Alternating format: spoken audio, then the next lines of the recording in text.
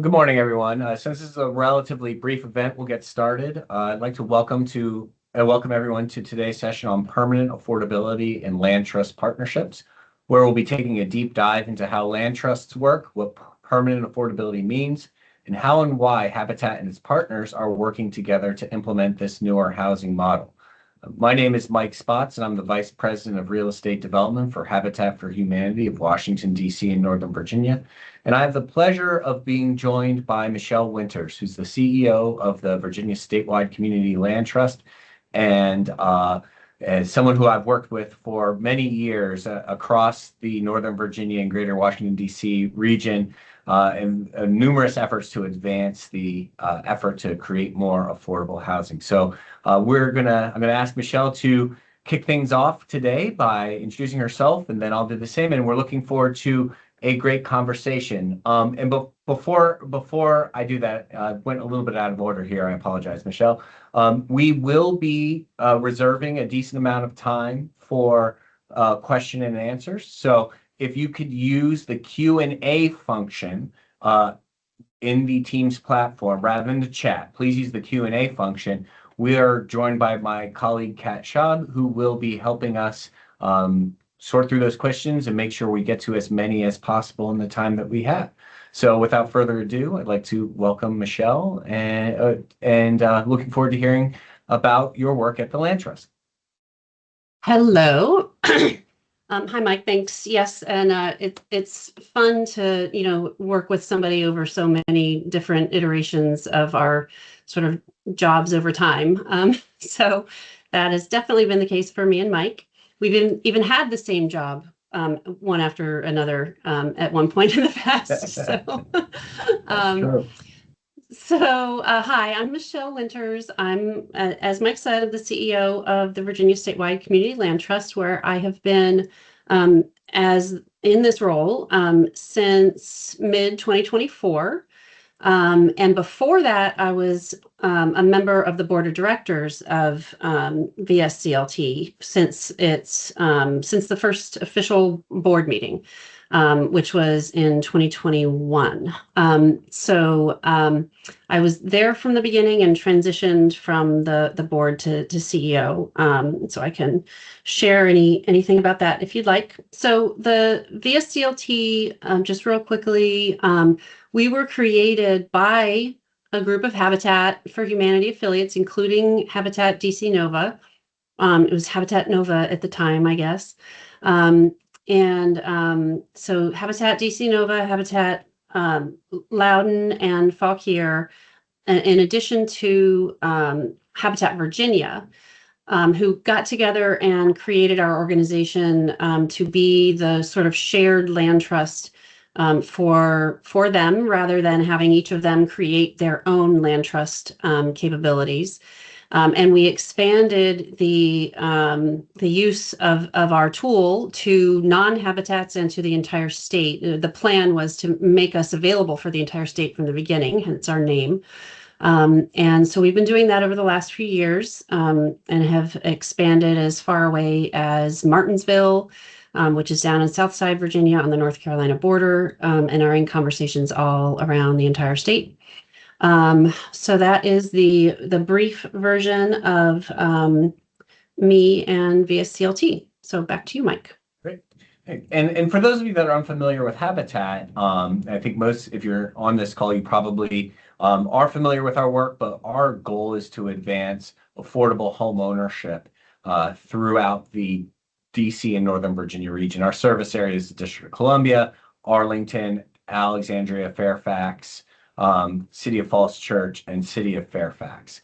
And we do that through production of new homes, acquisition, rehab of existing homes, in both cases selling those homes to low-income families, and then through our home repair program, which works to preserve existing affordable home ownership opportunities for low and moderate income households.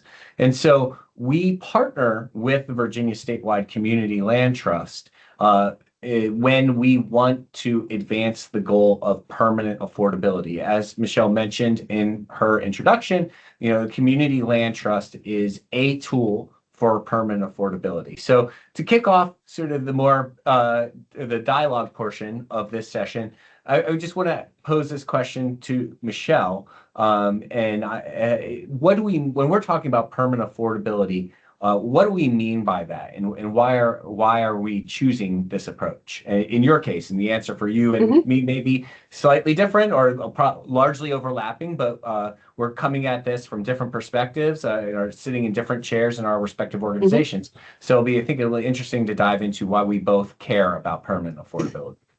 Sure. So this is really an incredibly important concept. It's really the basis for why we exist as an organization. So we create permanently affordable homeownership opportunities for low and moderate income families in partnership with communities across the state of Virginia. And so what we mean by permanent affordability is that once we make the investment of our time and resources, community resources and energy to make a home affordable for a home buyer, that home will always, it has provisions in it. It has, rules that apply to it, and we can talk about how we do that, so that whenever that home buyer is ready to sell and move on, that home is still, it is required to maintain a certain affordability level and be sold to a person or a family that qualifies for that affordability level into the future. And so the permanence of that is the ground lease. Again, we'll talk about that later. Is for 99 years renewable. So we really do mean permanent. We're not talking about a typical affordable housing covenant that is there for 10 or 15 or 20 or even 30 years and then eventually rolls off, and either the home goes back to the market or there has to be some effort at that later time to preserve that affordability by trying to buy it back, putting more money into it, and sort of that whole idea of sort of chasing the preservation of homes that you've done previously doesn't have to that part isn't necessary, because we've set up things in advance to make sure that once we make the home affordable, it stays affordable. Yeah, and I think that's really important point that this is largely driven by the market situation that we're facing across the DMV. And that's a situation in which we have rapidly appreciating home values. We have an affordable housing crisis overall, and there's an acute shortage of homes, of entry-level home ownership opportunities for low and moderate income households. And as our cost of development rises, sitting in my role as a real estate developer, affordable real estate developer, as our cost of development rises faster than the incomes of low and moderate income families, that means that we have to work harder, find more creative solutions, and generate more subsidy for every single unit that we build. And so that the initial investment in creating affordability in the first place is just going up and up and up, and these projects are getting more and more difficult. So under a traditional structure, in a market that is a little bit less hot than what we have here, where appreciation is less of an impact, you might build a home and put a 15 to 30 year covenant on that home, in which case, that home it has to stay affordable for that period of time. If the homeowner sells, they have to sell to potentially another low-income household, or at least have a share the appreciation with the original developer. In a lot of other markets across the country, although this is becoming less and less the case, if that initial homeowner moves after 20 years, what you're selling is a 20-year-old home, which is not necessarily going to be priced towards the top of the market. That home may be a naturally occurring affordable home and be affordable on its own in a lot of other markets, but that's not what we're seeing in the DC metro area. So we're seeing such a level of appreciation where we are, where when those homes go for sale, they're going more towards the mid or upper tiers of the market, depending on how much that neighborhood has changed and appreciated over time. Which means that as we're looking at at Habitat, we're looking at this from two perspectives. We want to help individual families that purchase a Habitat home build wealth equity, and have that ability to pass that wealth on to future generations. But we're also looking to produce sort of as an that more and more of those entry level starter homes. So permanent affordability is a way for us to work towards achieving both of those goals through our program. And as it costs more and more to build, that becomes more and more important. So we don't, as Michelle said, lose those homes, be able to continue to preserve those as those homes come on the open market as they're sold.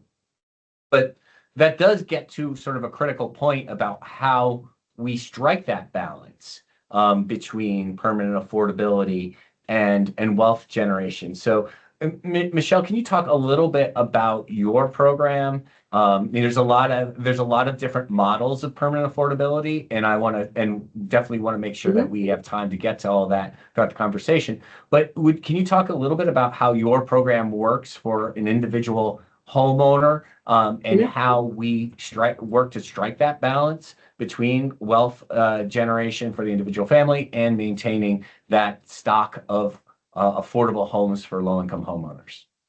Yeah, absolutely. So a community land trust, there's a kind of typical model, and then there are sort of tweaks on the model. So I'll go through the typical model, which is that the community land trust owns land, and the home that is on that land is legally separated and then sold to a qualifying home buyer. So it's just the home itself that is being sold to the home buyer while we retain the ownership of the land. And on the day that they purchase that home, we enter into what is called I refer to as the ground lease. And that ground lease is that 99 years renewable relationship that we create between the home and the land, that lays out all of the provisions and expectations for that homeownership experience for that homeowner. And so it gives them rights to use that land, if in many ways, just like any other homeowner on the block that's not in a CLT. And just to say real quick, it can and is very often done with a single home, as a home is sold. Some people think that a CLT has to be on a whole big tract of land and you sort of create something from scratch, but we often do individual homes on a street, one home at a time, many times. So the way that it works with Habitat is that Habitat will go through its normal process of obtaining, whether it's through a donation or a purchase or some other method of obtaining a piece of land, builds or renovates a home that's on it, and then creates a contract with us for the land and a contract with the buyer for the home. And so at that point on the closing day, it transfers from Habitat, the entire thing as one piece transfers to the homeowner and us in two pieces. And Habitat donates the land to us. So that's a donation transaction. And the sale of the home, the funding that comes from the loan and the down payment assistance pays for the home, and that money pays off Habitat for the price of the home. So that is the typical land trust structure. So land ownership, what we call the ownership of the improvements, and then the contractual land ground lease relationship between us. The most important elements of the ground lease are what's called the resale formula, and the sort of what I'll just refer to as a set of limitations and expectations. So the resale formula will typically be, it's usually selected. There's a number that we offer. We have 4 different formulas because we work throughout the state. Typically what we see in this area is something that makes the price of the home, it allows it to increase every year into the future, or always into the future at the same rate of increase that you see in the area median income, and whatever percent the area median income changes, that percentage is allowed to change for the home price as well. So if you think about it that way, if a home is made affordable to somebody at 100% of area median income at a certain price, then that home, the home price and the AMI are changing in lockstep with each other, and so it will retain that same ratio and affordability level into the future. So that is the most common one for us. There are a number of other ones. So that's the resale formula that's in there, and that's set in advance. The other components of the ground lease are restrictions, which are really important to maintain the affordability and quality of the home over time. So one of the big ones is that we require homes to be owner occupied. So the homeowner cannot get this, great opportunity for an affordably priced home and then turn around and rent that home at whatever rent level. They are required to have it be their primary residence, with exceptions for things like military overseas and things like that, which we can certainly make to a reasonable extent. And then other things like you need to follow laws. If you're going to do capital improvements or things like build a fence or something, you have to make sure you get permits. And so it lays out a set of expectations for following rules, that if we learn that somebody is not following those rules, then we have the ability to step in and try to correct the situation, just to maintain that high quality sort of housing experience. If the homeowner wants to add on to the home or make a major change to it, like put a front porch or divide a bedroom into 2 or add a bathroom. Those are what they would have to come to us and request a capital improvement, and we would have to we would have to consider the pros and cons of that improvement for the affordability of the home in the future. So what would that change do to the affordability of the home, and also for the finances of the home buyer or homeowner, because we don't want them to spend a large amount of money on the home to not be able to then recoup that investment when they get ready to sell. So that's one of the bigger limitations. But other than that, they can plant. A lot of people think, oh, they're not allowed to plant things, or who mows the lawn. And what I think of it is kind of dirt up, you're responsible as the homeowner in the same way that anybody else on the block is. Yeah, and I think that's an important point. You mentioned a lot of, scenarios in which you might have to gain permission or might be restricted from doing certain things. In reality, that may seem like very limiting, but in reality, it's not that much different than what you would see if you lived in a property that was part of a homeowners association or a condominium association. These are the same types of things.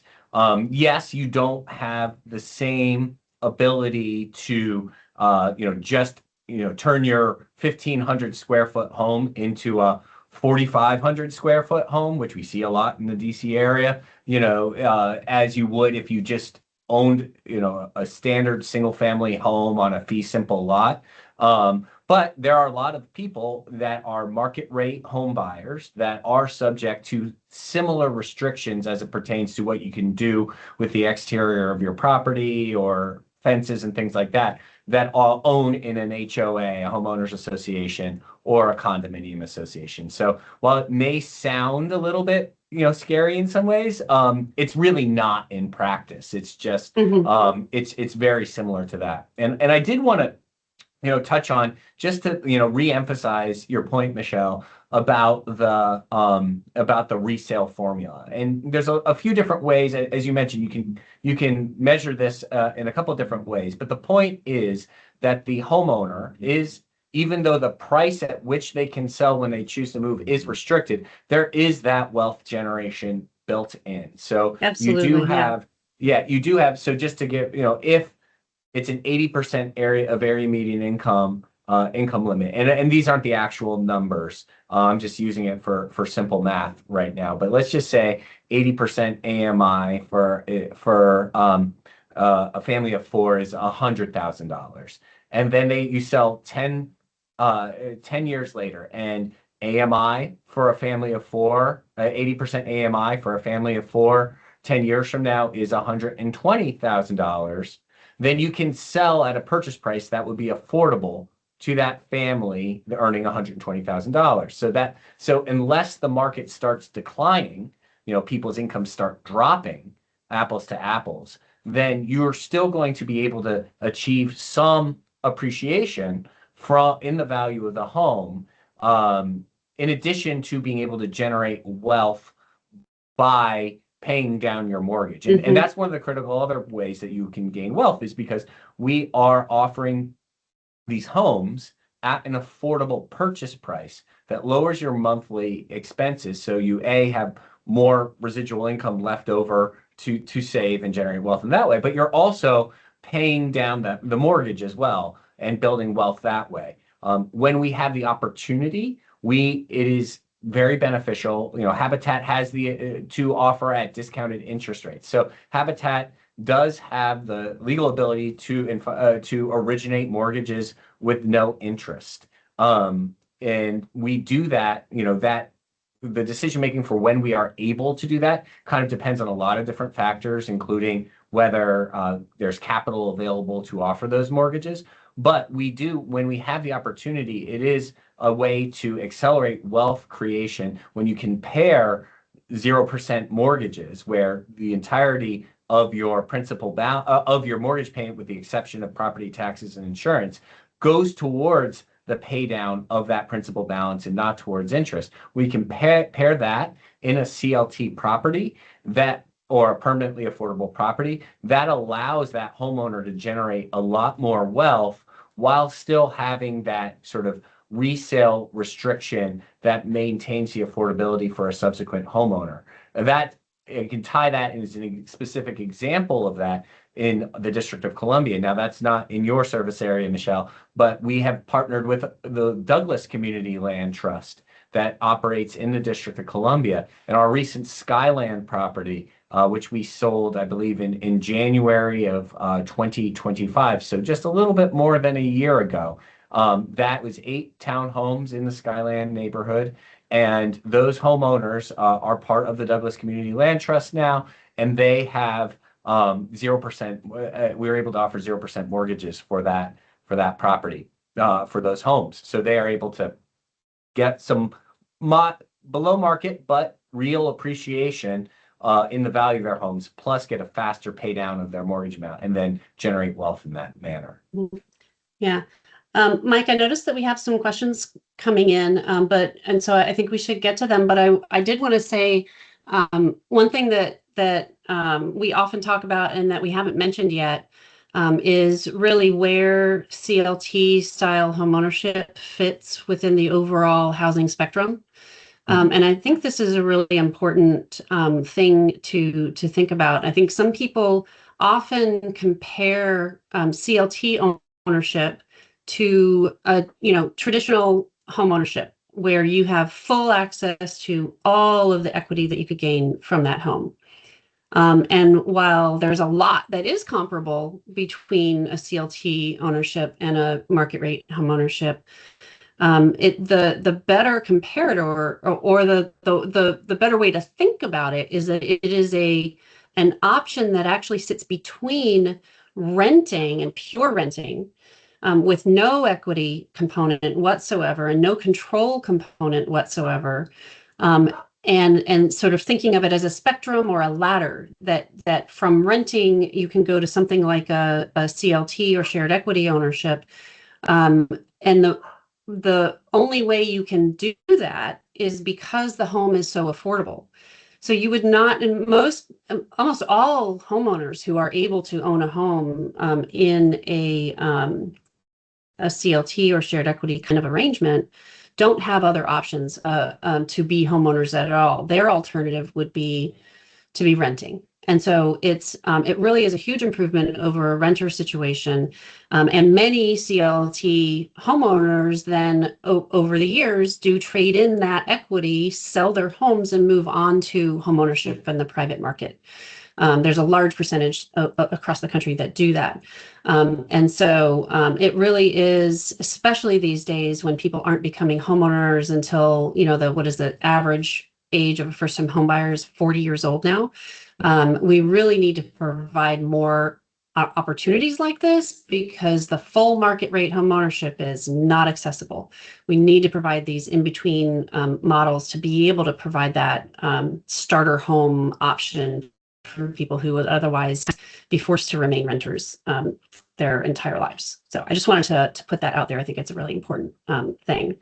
And I do see that the property taxes are the first question. That's a really important point. And now just one quick housekeeping item. I did see a couple people raise their hands. We're going to do Q&A exclusively through the chat or the Q&A function in Teams. So if you should be on sort of the upper center right on your screen in your Teams platform. If you hit the Q&A button, if you could type in your question, we'd appreciate that. That way we have, like I mentioned, my colleague Kat, that's going to be helping us moderate those. So the property taxes is a pretty critical issue, as you just raised, Michelle. And I'll just address that quickly before handing it off to Kat, just so that other people can add their questions to the queue.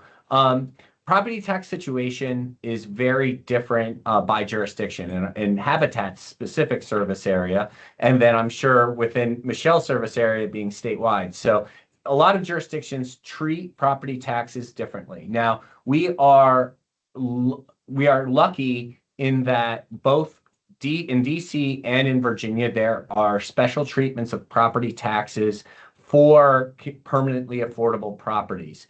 And that looks different in both jurisdictions, but and there's pros and cons with both approaches, but it does at least acknowledge that the upside is limited for a permanently affordable home, and that you're not getting taxed as if this was a market rate transaction where you can get a windfall on the purchase price. So in the district, there are a series of time limited total property tax exemptions. So for the first 5 years, you don't actually, if you're an affordable home, you don't pay any property taxes. You're exempt from certain recordation taxes with the transaction side of things. So, but then those exemptions phase out over time.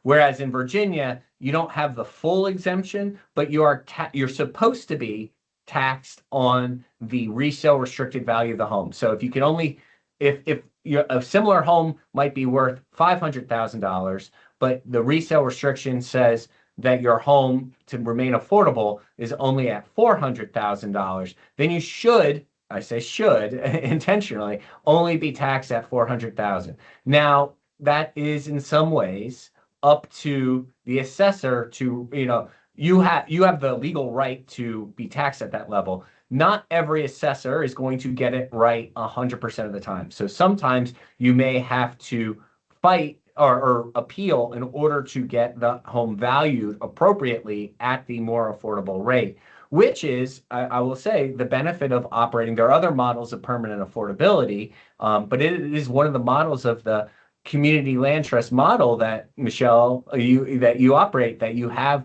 another partner in your corner if you have to fight for that property tax adjustment to reflect a resale restricted value. Yeah, so I'll just add on to that and tie in the second question, which is how are they paid? So the way that we operate, and I I think that there's maybe some slight differences in different CLTs, but the way that we operate is that since the bulk of the value of the property is in the home itself and not in the land anymore, because the land is permanently in this affordability state, the homeowner is required to pay all of the taxes on the property. That said, like I said, the value of that land, most of the jurisdictions where we work will either completely exempt it or put a very de minimis value on it, say like $5,000 for the assessment value. And so the homeowner is essentially or effectively only paying taxes on their home. And the value that they are taxed on, like Mike said, is the affordable value. And it's absolutely right that they don't always get it right. Sometimes, especially big jurisdictions are a big machine and they miss things. And so we actually had a situation in Fairfax County just in the last couple months, and I need to go in and make sure that the check is issued. We had a tax refund come through for one of our CLT owners because the county had been sort of misclassifying, if that's the right word, the land, and they had accidentally overtaxed them. And so the home buyers had been overpaying, and luckily from this point forward, now that it's been discovered, we did some research on that to find it, and they issued a tax refund, and that tax refund is on its way back to the homeowner, and their taxes will be lower in the future. So I also, we've heard from other buyers, other owners, and these is particularly comments from our owners in Loudoun County, that they, when the tax season comes around and people start to sort of get nervous or think about how they have to pay their taxes, they have said that they are so thankful and just I guess thankfulness and comfort that they don't have to worry about a huge tax increase like everybody else, that they are friends and family, in their area. So it really is a good model. And it's like Mike said, the reason that it's like this is because there's a state law in Virginia that requires it. And so it's super helpful going around and talking about how there's this state level support for CLTs. And it's CLTs specifically that are mentioned in the state law as well. Then there's a couple other state laws that for similar things. So thank you both. We've got another great question in the chat that is asking about how does obtaining a mortgage work when you're dividing the land and the purchase of the home? Mm-hmm. Yeah. So yes, absolutely. The conventional mortgages are available for these properties. So they can get a mortgage that is very similar to any other mortgage. They wouldn't know the difference. The lender on the back end knows the difference, because the security for the mortgage is the home itself and the ground lease. And so they don't have the land as security, they have the ground lease as security. So that means that if something ever happens, and a foreclosure is imminent, well, the first thing that happens if something goes wrong is that we can get notified of that situation, and we actually, as the landowner and the ground lease holder, have the right to step in and help resolve whatever delinquency or issue there is with the mortgage. So that's actually a huge benefit for CLT owners. And one of the things that keeps the foreclosure rate for CLTs extremely low is that there's another organization there as a backstop that can step in and help. And so, for instance, if they were just behind by a couple of payments, somebody lost their job, there was a gap in employment, we could go in and pay those tax and pay that, whether it be pay the mortgage for those missing months, and then have a repayment plan with the homeowner, for instance. So those are some of the capabilities that we have. But the lender so if they do foreclose, there are provisions that keep the ground lease in place. So it's basically the home that would be foreclosed upon. But even before that, like there's other things, like it's so rare that ever happens, because we have, other than curing and helping out, we can also come in and just repurchase the home to help, so that the home buyer has a graceful exit from that situation, rather than a foreclosure type of exit from the situation. And I would say that that's getting to a important distinction, that community land trusts are a subset of permanent affordability. It is one tool among several that you can utilize for permanent affordability, and that is one of the benefits of that CLT model. Having another entity or stakeholder in your corner that hopefully has the resources, but definitely has the knowledge.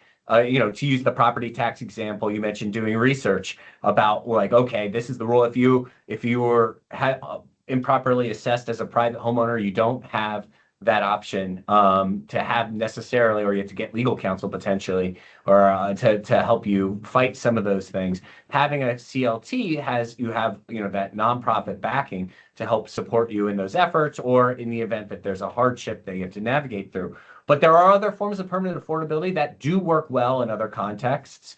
They don't have that, that necessarily that characteristic, but that doesn't mean that they're bad.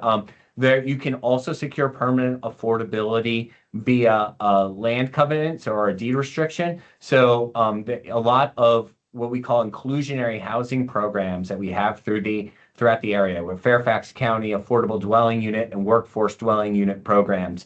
On the other side of the Potomac in Maryland, the Montgomery County Moderately Priced Dwelling Unit program.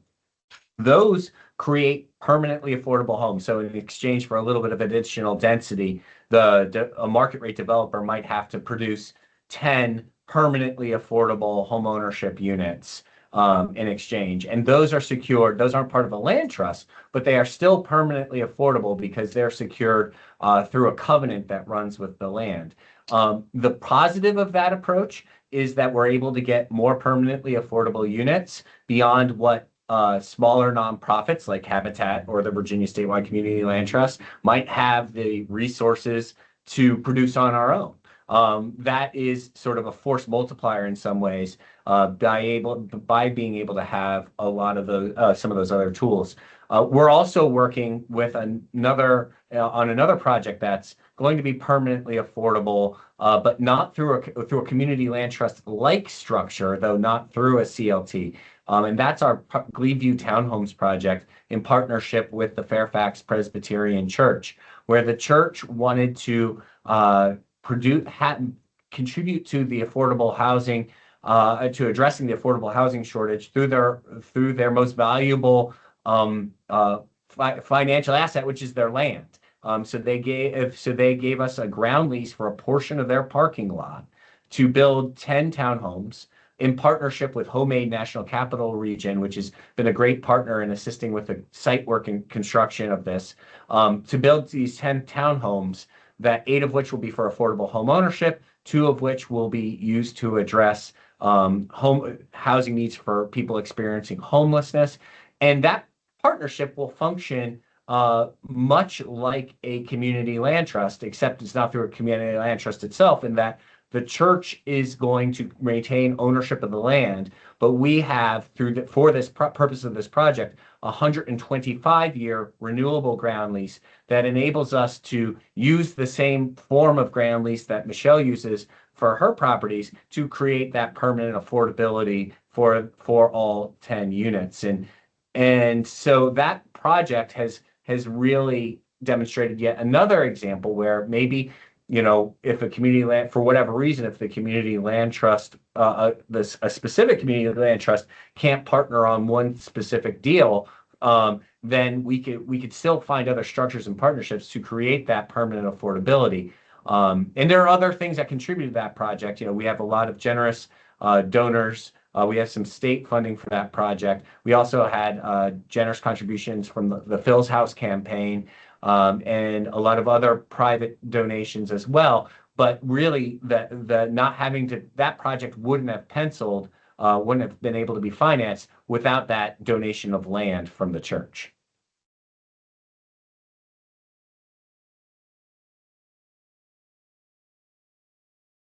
We do have about 3 minutes left, and I do see one last question about how long will the project take. And if that's in reference to our Gleeview Townhomes project that is under construction right now, in the next couple of months, we'll be switching from site work and shifting on to going above ground with foundations and framing. And we're hoping that that will be, I never want to jinx anything, knocking on wood, because you never know what can happen with weather and everything like that.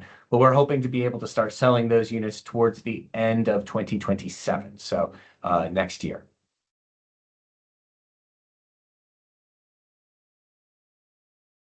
I'll filibuster briefly to see if there's any last minute questions. Michelle, was there anything that you were hoping to cover that we didn't have a chance to get to before the end? Oh, goodness. I mean, there's a million things we could be talking. see. This could go for 3 hours, but I don't think Yeah. anyone wants to hear me ramble on for that long. Yeah. Well, sometimes I mentioned this earlier, people have, they make, have assumptions like, oh, if it's a CLT, it has to be a large tract of land with, raw development on it that gets built. So we've already talked about that, but same thing for townhomes. Does it have to be a single family home? No, it doesn't have to be a single family home. It can be a townhome, single family home, duplex. It can even be a condominium. And condominiums, always make things a little bit more challenging, but that's what we're here for. We actually are working on a rezoning effort for a 66-unit condominium down in Spotsylvania County right now, that will be part of the community land trust once it's done. So any type of housing can be part of a community land trust. Yeah, and to your point about sort of what misconceptions and things like that, or questions that people have, a lot of people, community land trusts work, we talk about because it's taking the land costs out of the valuation, but those land costs need to be taken. A lot of people I've talked with think that you have a community land trust and that magically makes the land costs disappear. And that's not how it works. A land trust is a critical tool, and it can do certain things more efficiently and allow us to get certain types of subsidy and make permanent affordability last.